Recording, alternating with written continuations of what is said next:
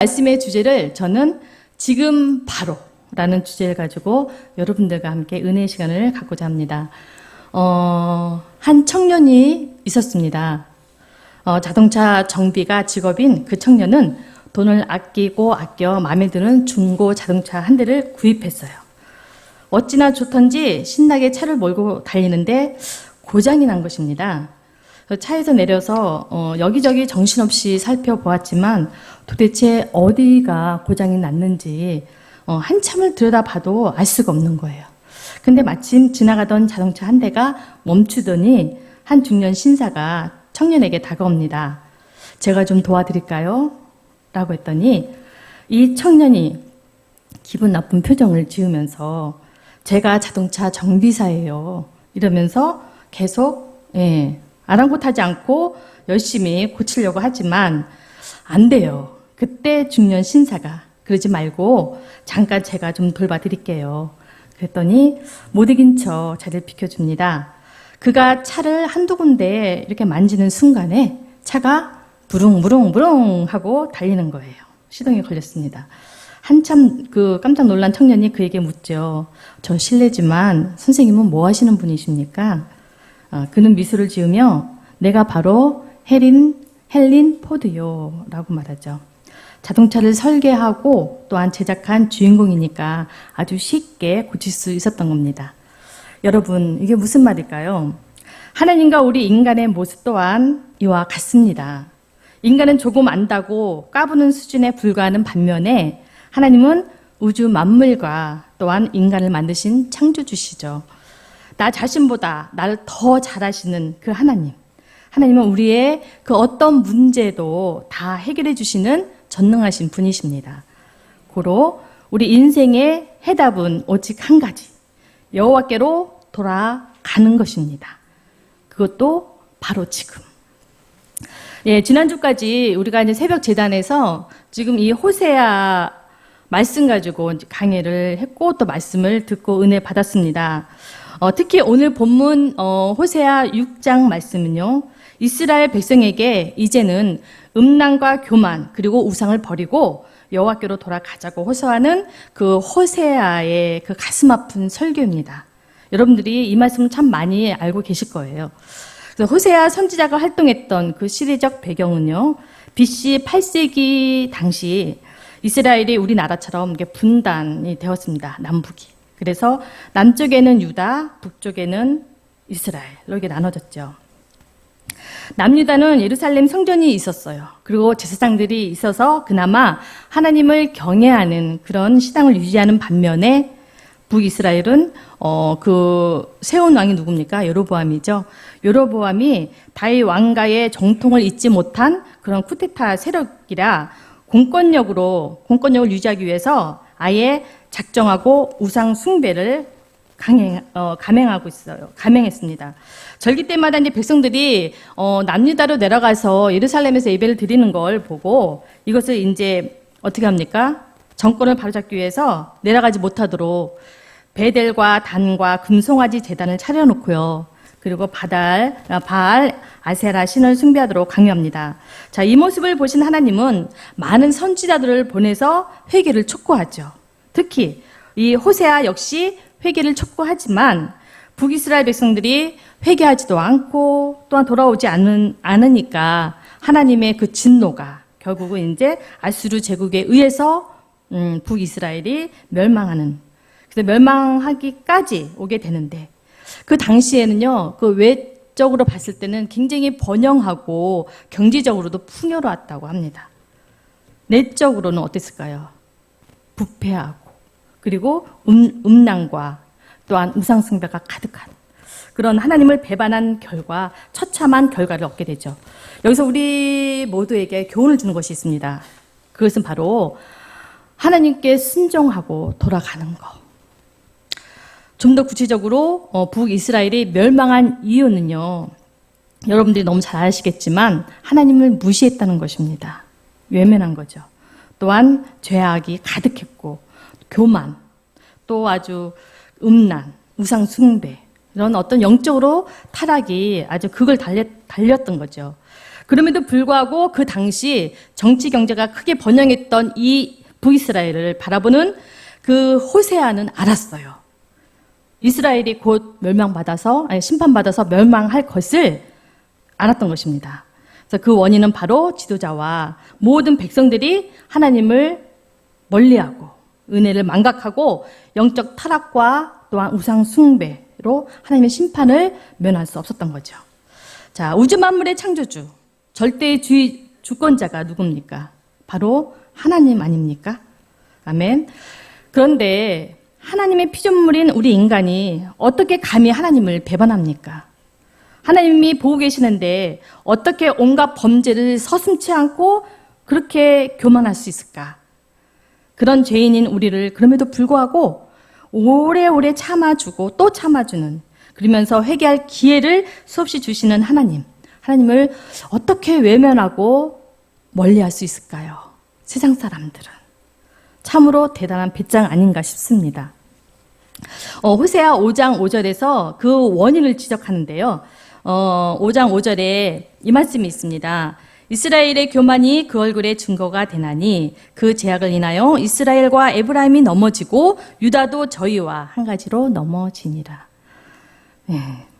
에브라임은 북이스라엘의 지파, 대표적인 지파죠. 그래서 북이스라엘이 멸망하고 남유다마저 이제 멸망한다는 이런 예언의 말씀인데, 하나님의 심판이 얼마나 무서운지 경고하는데요. 호세아 5장 14절 말씀에 이 말씀이 있습니다. 다 함께 읽어볼까요? 내가 에브라임에게는 사자 같고 유다 족속에게는 젊은 사자 같으니 나 곧 내가 움켜갈지라. 내가 탈취하여 갈지라도 건져낼 자가 없으리라. 네, 하나님이 사자, 또 젊은 사자들이 움켜갈 것을 선포하고 있어요. 여기서 움킨다라는 의미가 굉장히 무서운 말이래요. 갈기 찢는다는 그런 아주 무서운 말. 그러므로 하나님이 일단 심판을 시작하면 건져낼 자가 없을 정도로 피할 수도, 또한 그 누구도 말릴 수 없음을, 하나님의 그 심판이 얼마나 무서운지를 지금 호세아 선지자가 너무 잘 알고 있기 때문에 그는 지금 피를 토하는 심정으로 오직 하나님께로 돌아올 오는 것이 유일한 희망임을 지금 그 또한 회복인 것을 촉구하고 있는 것입니다. 그래서 여기 호세아 6장 1절 상반절에 이 말씀이 나오죠. 오라 우리가 여호와께로 돌아가자. 네, 하나님을 등지고 멀리했던 그들이 속히 그 삶을 청산하고 하나님께 유턴하라는 것입니다. 하나님께로 돌아가기만 하면 어떻게 된다고 합니까? 하반절에 여호와께서 우리를 찢으셨으나 도로 낫게 하실 것이요 우리를 치셨으나 싸매어 주실 것임이라. 아멘. 네, 마치 피트성인 그 중환자를 혼신을 다해서 치료하듯이 지금 만신창이된 이스라엘을 치유하고 회복시켜 주실 것이라는 겁니다. 또한 호세아 6장 2절 말씀에 이 말씀이 있죠. 여호와께서 이틀 후에 우리를 살리시며 제3일에 우리를 일으키시리니 우리가 그 앞에서 살리라. 네, 여호와께 우리가 회개만 하면 이틀 후에 살리고 또한 제3일에 일으켜 보란 듯이 곧 회복시켜 주시겠다라는 약속을 지금 하고 계시는 거죠. 더 나아가서 호세아는 또한 호소하고 있습니다. 어떻게 해요?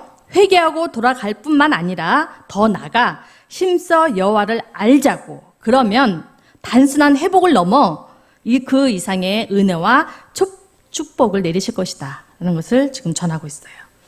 호세아 6장 3절 말씀에는요, 이 말씀이 있죠. 우리 함께 읽어볼까요? 그러므로 우리가 여호와를 알자, 힘써 여호와를 알자. 그의 나오심은 새벽빛같이 일정하니 비와 같이 땅을 적시는 늦은 비와 같이 우리에게 임하시리라 하리라. 아멘. 여기서 힘써 알자. 이 말씀은 알다라는 이 말은 히브리어로 이제 야다. 다시 말해서 간념적으로 우리가 간념적으로 우리가 아는 게 아니라 경험을 통해 제대로 아는 것을 의미하죠. 그래서 온전한 회개는 잠시 감정적으로 슬퍼하고 반성하고 회개하는 그걸로 그치는 것이 아니라 하나님께 돌아와 참회하고 그리고 하나님을 알기에 힘쓰고 경험하라는 것입니다. 그러면 하나님이 새벽 빛같이 축복하시겠다라고 말씀하십니다. 여기서 새벽 빛은요, 동력 하늘에 떠오르는 해를 가리키듯이 1년 365일 하루도 거르지 않고 어김없이 떠오르는 해같이 신실한 사랑을 하나님은 베푸신다는 겁니다. 여기서 비는요, 이른 비로 파종기에 내리는 비를 말하고 있어요. 또한 늦은 비는 추수기에 내리는 비를 말하고 있죠. 그러니까 열매를 잘 맺도록 때에 맞춰 충분한 그런 비를 내려서 공급해 주신다는 겁니다. 이른 비와 늦은 비는 하나님의 은혜를 상징합니다. 이 말씀은 무슨 일을 하든지 때를 따라 형통하게 축복하신다는 뜻인데 어떨 때요? 바로 우리가 여호와를 힘써 알고 돌아갈 때 이런 축복을 하신다는 겁니다. 한 개인이 하나님께로 돌아옴으로써 인생의 승리를 맛봤던 대표적인 인물, 바로 여러분들이 잘 아는 돌아온 탕자. 비유 여러분들 잘 아시죠? 또한 한 가정이 하나님께 돌아옴으로써 축복받았던 대표적인 인물도 있죠. 나오미와 룻.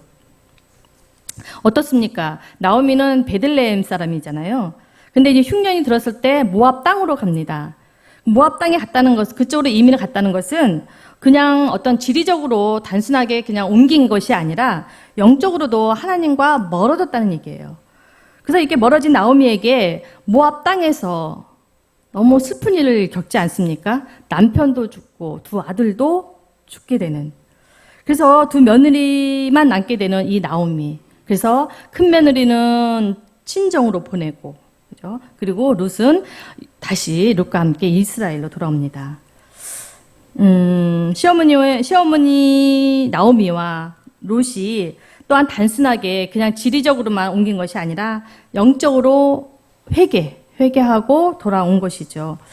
빈털터리가 되어서 돌아온 이 나오미와 롯은요, 먹을 게 없어서 남의 밭에 가서 이삭으로 끼니를 있는데 하나님의 섭리로 보아스의 밭에 가게 되지 않습니까? 근데 알고 봤더니 이 나오미와 보아스는요, 일가 친척 지간이었습니다. 여러분 잘 아시죠? 여기서 잠깐 고엘 제도에 의하면요, 친척이 망하면 기업 회복을 시켜주고요, 또한 미망인과 해주는 그런 제도가 있어서 롯이 보아스와 결혼할 수 있었고요, 아들을 낳게 되는 그런 축복을 받게 되죠. 나오미 역시 살 길이 열렸을 뿐만 아니라 롯은 그 가정에 대를 잇게 되는데 족보를 따져보니 바로 누구냐? 롯은 다윗의 증조 할머니가 되는 겁니다. 그래서 명문 가문을 이어가는 것을 보았듯이 하나님께로 돌아간다는 것이 얼마나 귀하고 복된 일인지요, 성경은 말씀하고 있어요. 여러분, 혹 가정에 이런저런 문제 있습니까? 그게 무엇이든지 하나님은 다 해결해 주십니다. 단 하나님께 돌아가기만 하면, 그리고 기도하면 무엇이든지 들어주세요. 반드시 하나님의 때, 우리 인간의 때가 아닌 하나님의 때, 그때까지 우리는 묵묵히 인내하며 기다려야 할 것입니다. 또한 한 국가가 하나님께 돌아와서 승리했던 그런 요나서에 나오는 니느웨 성의 스토리를 여러분도 잘 알잖아요.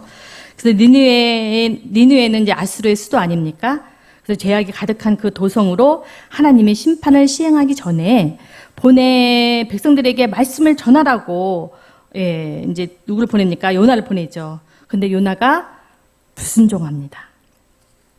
그래서 그가 탄 배가 풍랑을 일게 함으로써 요나가 물고기 뱃속에 들어가는, 그래서 요나가 깊이 회개하자 육지로 돌려보낸 후 그는 이제 니느웨로 가서 말씀을 전하죠. 그래서 하나님께 회개치 않고 돌아오지 않으면 40일 후에 심판이 있을 것을 선포합니다. 근데 놀랍게도 왕부터 평민에 이르기까지 모두가, 그죠? 모든 백성들이 참회의 눈물을 흘리면서 회개함으로써 결국 하나님께서는요, 그들에게 심판을 철회하는 것을 볼 수 있어요. 또한 어린아이 12만 명을 포함해서 그 60만 명의 백성들이 구원받게 되는 기적과 같은 역사가 있음을 우리는 성경을 통해 알 수 있습니다. 성경이 그렇다면 그런 거죠. 그래서 성경은 사실 그대로를 기록한 팩트예요. 팩트. 사실 그대로. 성경 인물이라는 사실입니다. 그러므로 우리에겐 산 소망이 있습니다. 왜냐하면 살아 역사하시고 전능하신 하나님이 우리의 아버지시기 때문에 우리에겐 소망이 있어요. 오늘 말씀에 기록한 구약 이스라엘의 역사를 우리가 거울 삼아서 교훈을 얻었으면 좋겠습니다. 모든 문제의 원인은 하나님을 배반하고 자행자제하는 그런 우리의 허물과 인류의 죄악 때문이라는 거죠. 그래서 개인적으로나 또한 가정, 또한 교회, 국가, 더 나가서 세계적으로 살 길은 오직 한 가지, 여호와께로 돌아가야 합니다. 그렇습니다. 우리 인간은 모름지기 하나님께 항복하면 살 길이 열리고 행복해집니다. 세상이 참 시끄럽고 우리를 위협하는 그런 요소들이 참 많습니다. 평화의 첫걸음은 회개하고 하나님께 항복하는 것. 마가복음 13장 말씀에서 예수님께서는요, 이 세상에 끝이 있다고 말씀하셨는데요. 자, 이 말씀을 듣고 있던 제자들이 깜짝 놀라며 예수님께 묻습니다. 어느 때 이런 일이 있습니까? 그리고 이 모든 일이 이루어지려 할 때의 징조가 무엇입니까? 하고 예수님께 묻죠. 그랬을 때 예수님께서 이렇게 대답합니다. 많은 사람이 내 이름으로 와서 이르되 내가 그라 하여 많은 사람을 미혹하리라. 난리와 난리의 소문을 들을 때에 두려워하지 마라. 이런 일이 있어야 돼. 끝은 아직 아니다. 민족이 민족을, 나라가 나라를 대적하여 일어나겠고, 또한 처처에, 다시 말해 곳곳에 지진이 있고요, 기근이 있으니 이는 재난의 시작이다. 여러분, 예수님의 이 말씀이 어떻게 여러분들 들리십니까?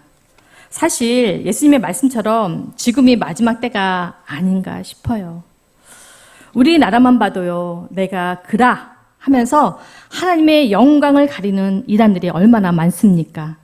또한 교회라면서 십자가를 세워놓고 간판을 걸고 성직자라는 그런 탈을 쓰고 비상식과 또한 반윤리적인 일들을 신의 이름을 걸고 종교적 행위를 하는 자들을 얼마나 많습니까? 또한 자연재해로 지진도 그렇습니다. 2월에는 터키와 시리아에서 강진이 일어나서 5만 8천 명이 목숨을 잃었어요. 5만 8천 명. 여러분, 5만 8천 명이면 어마어마한 거 아닙니까? 9월에는 모로코에서 강진으로 3천 명이라는 목숨을 잃었고요. 또한 최근 10월에는 아프가니스탄에서 강진이 일어나서 약 2천 명이 넘는 그런 목숨을 잃었습니다. 또한 홍수로 지난 9월 11일 날 리비아에서 발생한 사망자가 18,000명, 실종자가 10,000명. 여러분, 정말 헤아릴 수 없는 지금 자연재해로 예상치 못한 일들이 참 많이 일어나는데, 기근 또한 어떻습니까? 세계 4,400만 명이 굶주림의 벼랑 끝에 서 있다고 합니다. 그러므로 또한 여러분들 아시다시피 하와이, 그렇게 아름다운 지상 낙원 아닙니까? 거기가 그렇게 산불로 어마어마한 또한 인명피해가 있을 줄 누가 알았습니까? 우리는 매 순간 범사에 감사해야 할 이유가 여기에 있습니다. 고로 음식을 먹을 때마다, 물을 사용할 때마다 물 쓰듯이 쓰지 마시고 물도 아껴 쓰고요. 혹시 그런 나쁜 습관이 있었다면 여러분들 가감히 버렸으면 좋겠어요. 어디 그뿐입니까? 서로 다른 나라들은요, 또 분쟁과 치열한 전쟁이 끊이지 않습니다. 22년에 러시아와 우크라이나 침공을 통해서 시작된 전쟁, 사망자만 20만 명, 또한 부상자가 30만 명이 달한다고 하는데 그 이상일 거예요, 지금요. 그죠? 계속 전쟁 중이니까. 지금 또한 싸우고 있는 이 러시아와 우크라이나 전쟁 끝나기도 전에 또한 지금 10월 7일 날 또한 이스라엘과 팔레스타인 중동 전쟁이 시작되지 않았습니까? 수많은 민간들을 죽이고 또한 인질로 끌고 가고 위협하고 모든 건물을 파괴시키는 등 중동 전쟁이 시작된 지 꽤 많은 시간이 흘렀어요. 그럼에도 불구하고 이 전쟁이 끝날 기미가 보이지 않습니다. 전쟁이 더 많이 확산되지 않도록 여러분들 기도해야 할 것입니다. 오늘 매스컴에서 보도하기를요, 이스라엘과 그 하마스 전쟁이 확산되면은 석유값이 천정부지로 오른다고 합니다. 그리고 또 오늘 보니까 그 우리가 좋아하는 붕어빵도요, 3개에 1,000원이었는데 이제 하나에 1,000원이라고 하죠. 앞으로는 아마 이 붕어빵도 못 먹을 것 같습니다. 굉장히 그 붕어빵 파시는 사장님이 한숨 쉬는 거 보고 너무 가슴이 아팠어요. 이런 모든 자연재해는요, 예수님께서 말씀하신 종말의 그런 징조들이 아닌가 싶습니다. 그럼에도 불구하고 건강한 그리스도인은요, 불안에 떨며 두려워하는 것이 아니라 늘 오늘이 마지막인 것처럼 살아가는 성도가 참 그리스도인이고요, 건강한 하나님의 자녀인 것입니다.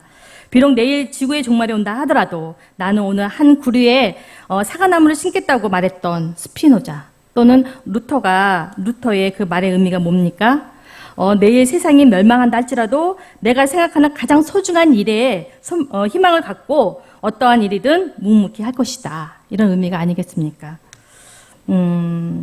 그리고 또한 늘 오늘이 마지막인 것처럼 산다는 그 개구먼 작은 거인 이성미, 그 이성미 개구먼이 또한 조혜련을 전도하지 않았습니까? 그러니까 늘 마지막인 것처럼 하루하루를 충실하게 산다는 겁니다. 그러니까 우리도 참 그리스도인답게 우리도 정말 두려워하는 것이 아니라 기도하고 하나님께 맡기는 삶을 살아야 할 것이고요. 늘 감사하며 우리가 기뻐하며 웃음을 잃지 않는 저와 여러분 모두가 되었으면 좋겠습니다. 예, 이번 리더 수련회를 통해서 또 우리 교회가 앞으로 나가야 할 길을 서로 토론도 했습니다. 늘 마지막인 것처럼 살아야 될 우리가 또 이 교회를 위해서 우리가 무엇을 할까? 또한 하나님께 영광을 돌리기 위해서 우리가 해야 할 일이 무엇일까? 네, 이런 것을 생각하면 좋을 것 같아요. 그래서 우리가 그 리더 수련회 가서도 많은 토론을 했는데 참 주옥 같은 그런 의견들이 참 많이 나왔거든요. 잠시 사진 PPT 좀 올려주시겠습니까? 여러분께도 한번 질문해 보겠습니다. 여러분 한번 고민해 보실까요? 여러분 한번 행복한 하나님의 자녀들이라고 여러분들 확신하십니까? 하나님의 진정한 자녀로서 행복하십니까? 네, 아멘. 그리고 여러분에게 주신 사명은 무엇이라 생각하십니까? 또한 선교적 교회로 우리 교회가 이 지역에서 어떤 사역을 감당하면 좋겠습니까? 라는 질문을 가지고 우리가 그날 많은 의견을 나눴어요.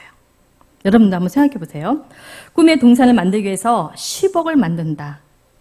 할 수 있습니다. 아멘? 또한 재능을 기부한다. 맛있는 반찬을 만들어 어려운 이웃을 도와준다. 그리고 외롭고 홀로 계시는 어르신 집안을 돌봐주고, 이렇게 집안을 단돌이요, 그죠? 그래서 못 박을 일은 못 박아주고, 그 다음에 청소도 해주고, 이러면서 따뜻한 겨울을 맞이하게, 또한 여름을 따뜻하게 시원하게 그렇게 보낼 수 있게 우리가 할 일이 무엇일까? 이런 참 많은 대화를 나눴어요. 중요한 건 그거 아닙니까? 액션. 행동으로 옮기는 게 중요하죠.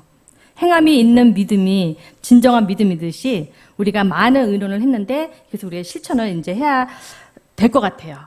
그래서 사실 지금도 우리가 복지사역팀에서 참 많은 일을 하고 있습니다. 그래서 하나님을 중심으로 교회를 사랑하고 또한 이웃을 사랑하는 마음만 있으면 그 다음은 하나님께서 일하신다는 사실입니다. 그래서 뜻 있는 분들이 먼저 어려운 이웃을 돌아보며 그 필요를 채워주는 일을 하게 되면요. 또 순종의 몸에 밴 우리 성도님들 한 사람 한 사람이 모두가 또 적극적으로 동참해서 복음과 사랑을 전하는 행복한 교회가 될 거라 확신합니다. 그래서 교회를 위해 우리가 더욱더 기도합시다. 또한 이런 럭셔리한 그런 수련장에서 우리가 1박 2일 참 잘 보냈는데 제가 또 한 가지 한번 이런 발상도 한번 해봤어요. 여러분 한번 편안하게 부담 없이 한번 들어보세요. 이제 말씀을 정리하라고 합니다. 뭐냐면 여러분들 그 잼벌리 대회 아시잖아요. 잼벌리 대회처럼 가을을 만끽할 수 있는 곳이 있습니다. 거기가 어디입니까? 바로 우리 교회 아닐까요? 우리 교회 뒷동산 얼마나 아름다워요. 보이스카우트 활동처럼요. 천의 조건을 가지고 있는 우리 교회 뒷동산에서 수련회를 개최한다면 이건 저의 그냥 시뮬레이션이에요. 여러분들 이렇게 편안하게 들어주시면 좋을 것 같습니다. 그래서 조별로 텐트 치고 수련을 하는 겁니다. 그래서 조별로 교회에서 준비해준 교회에서 준비를 해줘야 돼요. 쌀, 재료 이런 거를 줘서 밥도 조별로 해먹고 바베큐도 구워먹는 겁니다. 단 조건이 있다면 식사 섬김이는 남자 성도님들이 해주는 거. 그리고 1박은 이제 가까운 모텔로 숙박한 후 다음날 조별로 이제 둘레길을 걸으면서 주어진 미션을 수행하는 거. 이렇게 한다면 참 좋겠다라는 생각을 제가 이제 거기 갔을 때 하게 되었어요. 왜냐하면 거기도 참 좋은데, 우리 교회도 너무 좋은데 이런 마음도 들고 또 같이 못 간 분들도 많은데 우리 교회에서 하게 되면 많이 참석할 수 있잖아요, 그죠? 이런 생각도 하게 됐고요. 또 먼 길 가느라 이제 차 막힐 그런 걱정 안 해도 되고 시간도 절약돼서 충분한 그런 교제 시간도 가질 수 있고 무엇보다 예산도 절약되고 이런 생각을 한번 제가 해보았습니다. 저의 시뮬레이션. 네. 저는 우리 교회처럼 사계절을 제대로 만끽하는 곳이 또 있을까라는 생각을 해봅니다. 코로나를 보낸 이후 우리 교회가 더욱 초대교회로 돌아갔어요. 큰 은혜와 또한 성령이 충만한 행복한 교회로 회복과 또한 치유와 회복, 또한 사랑이 넘치는 그런 희망찬 우리 교회로 더욱 분발하는 2024년도가 될 줄 믿습니다. 네, 말씀을 맺습니다. 하나님을 안다는 것은요, 그를 사랑하고 말씀에 순종하고 늘 교제하는 것을 의미하죠. 그러므로 우리가 하나님께 돌아가는 발걸음을 떼는 순간에 여호와 하나님의 치유가 급속히 임해서 온전한 회복을 경험할 것입니다. 여러분, 많이 힘드십니까? 무엇을 향해 여러분들 그렇게 바쁘게 달려가고 있습니까? 우리의 그 숨가쁜 삶 가운데서도 가장 잘한 일이 있다면 여러분들 무엇입니까? 바로 예수님을 주로 섬기는 거 아닐까요? 아멘. 그러기에 기도합시다. 우리 하나님을 잘 믿다가 세상으로 나가 있는 우리 주위에는 사랑하는 사람들이 얼마나 많습니까? 그들을 위해서 우리가 기도하고요. 오늘만큼은 그분들을 위해서 특별히 기도하고 또 사랑하는 우리의 자녀들, 우리의 가족들, 형제들, 사랑하는 사람들을 주님 품으로 올 수 있게 여호와께 돌아올 수 있도록 우리가 합심해서 이 시간 기도합시다. 그러면 반드시 그들이 하나님의 때에 돌아올 줄 믿습니다. 하나님을 제대로 믿는 것이요 가장 큰 축복이고요. 하나님을 모르고 하나님을 멀리하는 죄가 가장 큰 죄라는 것을 제가 늘 이 자리에 쓰면 제가 강조하지 않습니까? 큰 죄라는 거예요. 그래서 유일한 치료자 되시는 하나님께로 돌아갈 때 형통의 복이 흐를 줄 믿습니다.